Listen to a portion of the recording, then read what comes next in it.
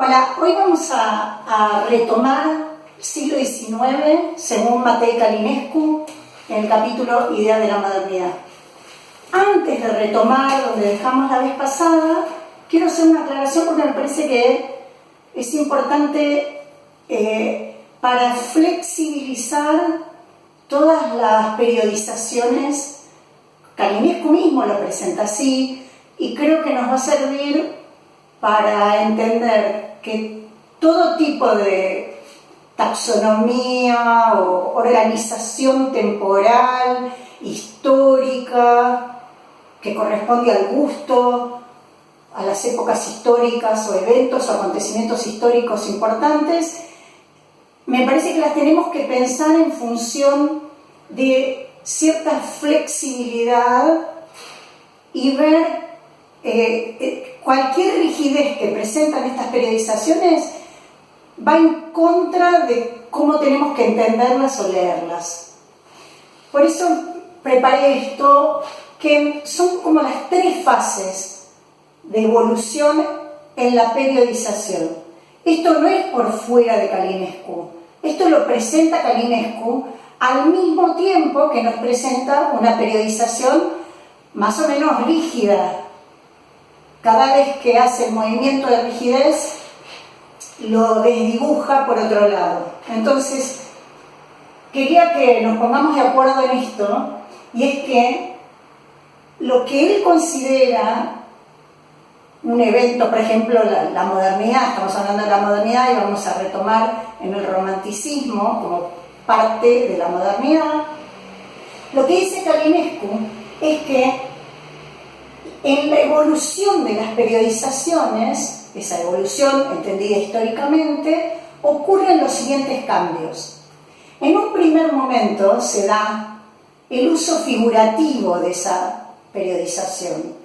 Por ejemplo, estamos hablando de los modernos, o estamos hablando de Renacimiento, o estamos hablando de los románticos, ahí se va a ver mejor. Hay un uso figurativo, dice Calinescu, ¿y a qué se refieren? Dice que en general surgen estos términos, vamos a poner el caso del romántico, surgen estos términos porque vienen del lenguaje común. Por eso el uso figurativo. Por ejemplo, el término clásico, leído entre comillas, se aplicaba a cosas que merecían ser admiradas. El término barroco, en cambio, refería la fealdad, refería cierta exageración, cierta deformación, cierta irregularidad. Es en un primer momento se empiezan a denominar así a esas características.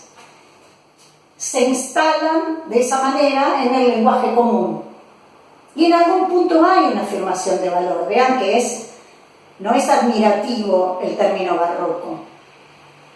Nosotros cargamos igual con eso hoy. Todavía seguimos diciendo cuando un ambiente está muy recargado, lo decimos con ese sentido todavía, ¿no? Muy barroco, como si fuera algo malo. Segunda fase. Ese mismo término se transforma en una expresión de elecciones de gusto, dice Calinescu. Quiere decir que en esa fase el término evoluciona y sufre, dice Calinescu, este proceso de historización. Entonces, además de expresar una periodización, el hecho de que sea clásico o que sea moderno, se comienza a utilizar con una decisión de gusto, una elección de gusto. Por ejemplo, romántico, en esta segunda fase, devino en sinónimo de decadente. Entonces, quien era romántico, si le decías a alguien que era romántico, era un insulto. Hoy no pasa eso, no se considera un insulto, pero por ejemplo, y esto entre paréntesis, esto no es Calinescu, esto lo digo yo, en algunos ambientes decir que alguien es posmoderno es insultarlo, porque se considera en algunos ambientes, en algunas latitudes también, probablemente en Norteamérica no pase, pero en Latinoamérica sí, El hecho de decir que alguien es posmoderno es insultarlo y tácitamente le estamos diciendo que es neoliberal, que es de derecha, que es conservador. ¿Ven que por más que él esté trabajando con periodizaciones que corresponden a otros siglos, a nosotros nos sigue pasando eso, pero con nuevas periodizaciones o nuevas etiquetas, ¿no? Valoraciones en torno a cierto grupo de características. En una tercera etapa, esta fase, que está caracterizada por la sistematización conceptual, todo el potencial polémico que tenían los términos en las otras fases se erosiona, se desgasta. Entonces esos términos periódicos ahora sufren este proceso de sistematización conceptual. Es decir, salen del fluir lineal. Cada vez que hablamos de un fluir lineal, hablamos de un fluir irreversible, entendiendo la historia como ese fluir lineal e irreversible, unilineal de la historia. Salen de ahí y se rescatan las características distintivas de ese término. Esas características distintivas después se proyectan de modo estructural. Por lo que, por ejemplo, un tipo moderno, entre comillas, se puede encontrar a lo mejor en un periodo histórico remoto. Miren cuando a veces uno dice, bueno, Hegel, cuando determinó la muerte del arte, fue profético. Bueno, hay algo, cuando se dice profético de alguien de un siglo entre XVIII y XIX, en realidad le estamos diciendo que resulta contemporáneo. Quiere decir que entonces se extrae eso del devenir histórico y se lo proyecta ahora por fuera de la historicidad. Estas son las tres fases que declara Calinescu para pensar las periodizaciones. Esto es también, porque como ahora vamos a retomar, para que vean que todo lo que vamos aprendiendo con la lectura del texto de Calinescu, también tenemos que saber después que esos términos se erosionan y que se siguen utilizando, pero en otros ámbitos, en otras épocas y de distinta manera. Volvamos entonces al siglo XIX, que es donde habíamos dejado. Siglo XIX, que habíamos dejado a punto de empezar a hablar del romanticismo. Repongo que acuérdense que habíamos hablado de la Edad Media, hablamos del Renacimiento, y entramos en la modernidad, hablamos de la Querelle, hablamos de esa primera etapa donde ubicamos a Descartes, ubicamos a Shakespeare, ubicamos a Bacon, Milton, hablamos de Racine y del neoclasicismo de Racine. Bueno, retomo a partir de ahí y vamos a trabajar con romanticismo. El romanticismo, acuérdense que estamos en lo que se denomina modernidad.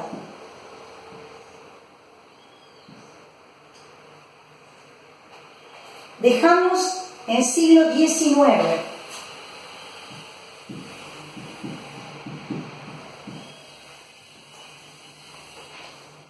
En la primera mitad del siglo XIX se produce la separación de dos modernidades. Una modernidad que se va a denominar estética y una modernidad histórica. Antes de entrar en esa división, recordemos que romántico para el siglo XIX era sinónimo de moderno. Fíjense la amplitud del término entonces moderno. Romántico era ser moderno. ¿A quién ubicaríamos en esta etapa moderna y romántica? A Víctor Hugo, a Schlegel,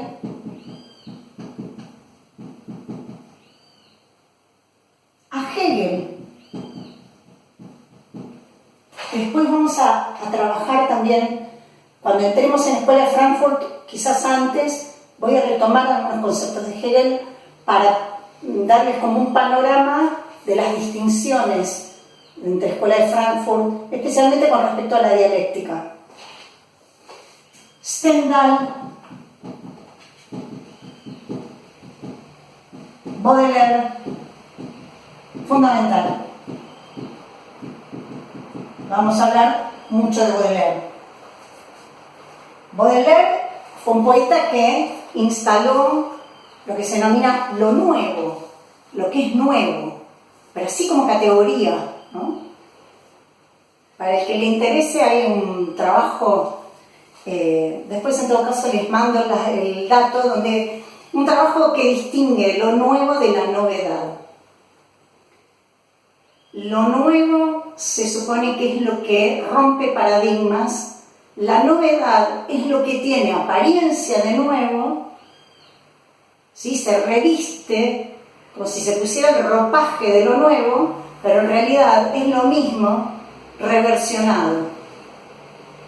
En un primer momento puede confundir y puede parecer nuevo, pero en definitiva nos están ofreciendo, o estamos leyendo siempre lo mismo, con apariencia de nuevo, y lo que es apariencia de nuevo es lo novedoso. En Baudelaire, en cambio, se dice de Baudelaire que aparece lo nuevo. Ubiquen a Baudelaire, 1821 nace, 1867, ¿sí? Para ubicar el periodo. Porque vamos a detenernos un poquito más en Baudelaire, porque es Benjamin el que dialoga con la poesía de Baudelaire.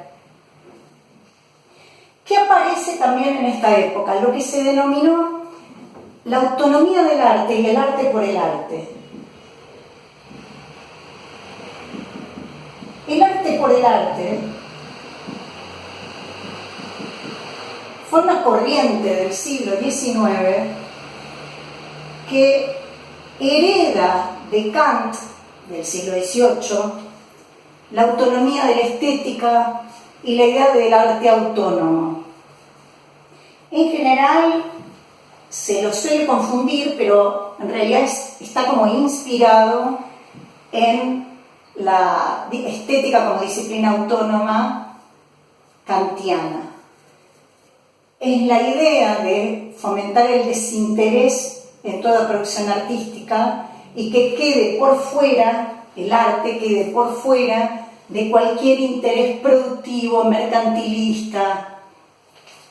Ahora en un ratito vamos a trabajar un poquito más eso. Vayamos entonces a estas dos modernidades. Vamos a ponerlo de este lado.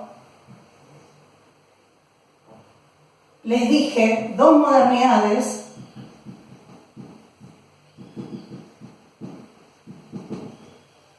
Y mencioné una modernidad histórica y dije una modernidad estética.